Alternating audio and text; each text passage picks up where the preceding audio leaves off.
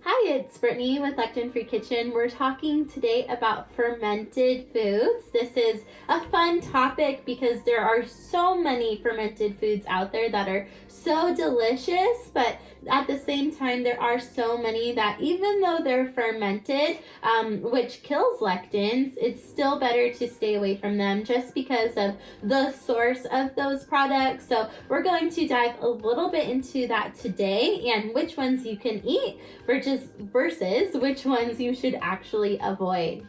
The fermentation process, where sugars are converted into acids, gases, or alcohol, actually deactivate lectins. So a lot of the time, if a product is fermented, that means the lectins are no longer there and it's okay to eat. This is usually not the case though with yogurt, because yogurt in the US is usually still made with A1, and A1 is something that we want to avoid. It's a protein produced by cows in the US particular that we want to stay away from. If you still want yogurt, definitely look at a coconut milk alternative or a goat milk alternative. Those will still be doable for you and you'll be able to eat those instead of the normal yogurt.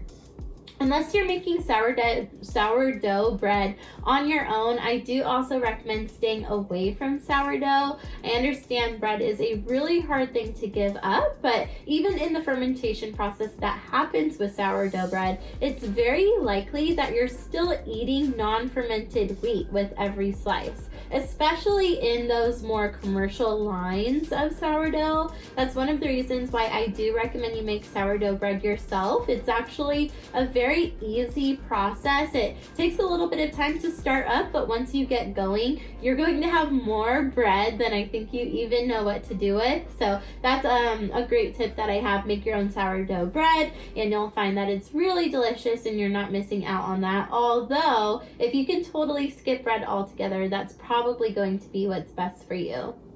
Miso is also something that Dr. Gundry does recommend eating.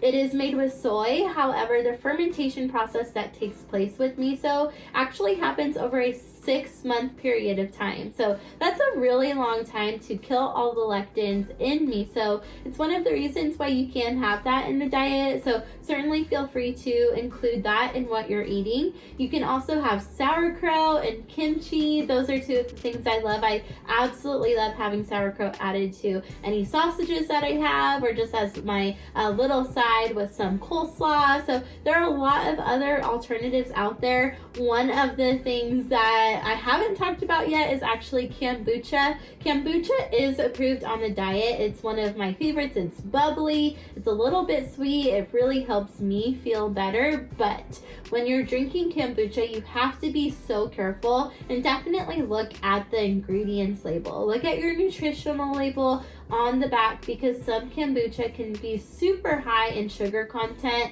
and that is what we want to avoid. That really will help breed all the bad gut bugs in our gut, and that's not what we want. So definitely stick to a low sugar content kombucha if you're drinking it, and also just pay attention to the label on the back. My favorite kombucha comes in a bottle about this size, but it's actually 2 servings. So if I'm drinking that whole bottle in 1 serving, it's way more than I need. It's more sugar content than I need. So I just drink a little bit every single night and it helps me feel really good. But pay attention to that label and how much sugar content you're actually consuming.